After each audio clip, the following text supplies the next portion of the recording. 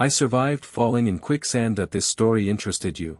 Come with me. Ryan Osman, 37, photographer. It was February 16, 2019, at 8 a.m. when my girlfriend, Jessica McNeil, and I arrived at Utah's Zion National Park. We'd traveled from our home in Mesa, Arizona, to hike the 9-mile-long subway trail, so named because of its stunning tunnel-shaped canyon. Halfway through our trek, which included climbing over boulders and fording streams, the sunshine gave way to a light snow. Soon after, we reached the rust-colored walls of the subway trail. A small pond stood in our way, with the trail continuing on the other side. Because the pond looked shallow, we began to wade through, with Jessica leading the way. About 5 feet from the edge, her front foot sank into the sandy bottom. Then she fell forward and both legs started to sink. I lunged, grabbed her under the shoulders, and pulled her out of the muck. She scrambled back to shore.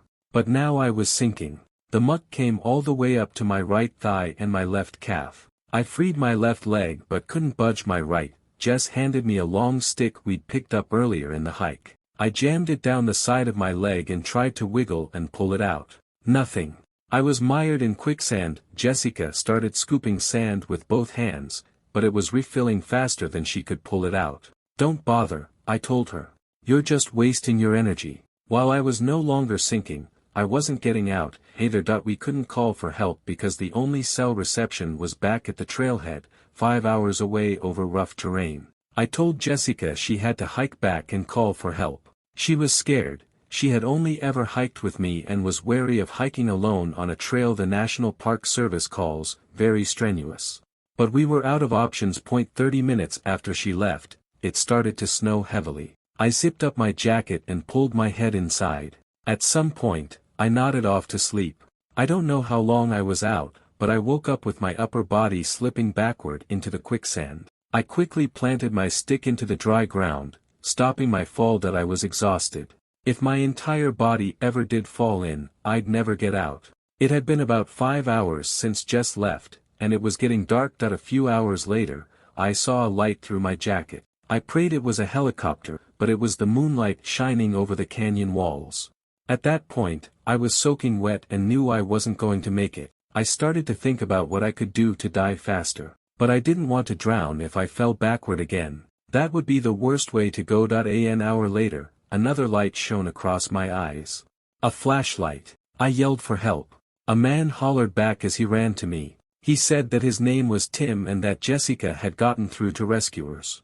He had hiked up, and the rest of his crew was an hour behind him. When the 3 others arrived, they set up a pulley system to yank me out, tying an anchor strap around a boulder. 2 of the rescuers held me under each shoulder as Tim wrapped a strap around my kneecap. A 4th rescuer worked the pulley.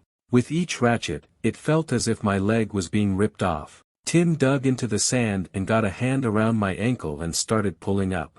It was agonizing, but I could feel my leg moving. Keep going.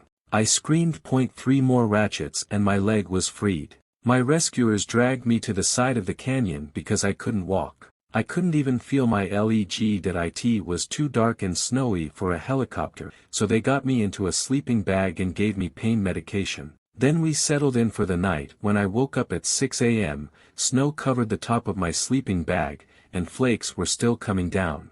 Around noon, the weather lifted, and my rescuers called in a helicopter. My entire leg had swollen to the size of my thigh, but when I got to the hospital in St. George, X-rays revealed no fractures or breaks. I had sat in the quicksand for 12 hours and thought for sure I would die. But I didn't. We are producing videos on Tuesdays and Thursdays here on the channel. If you liked it, don't forget to leave your like and activate the notification bell to stay on top of all the news. I'll wait for you in the next video, but before leaving the channel, let me tell you, just one more story. I'll leave it at the end for you to click and watch.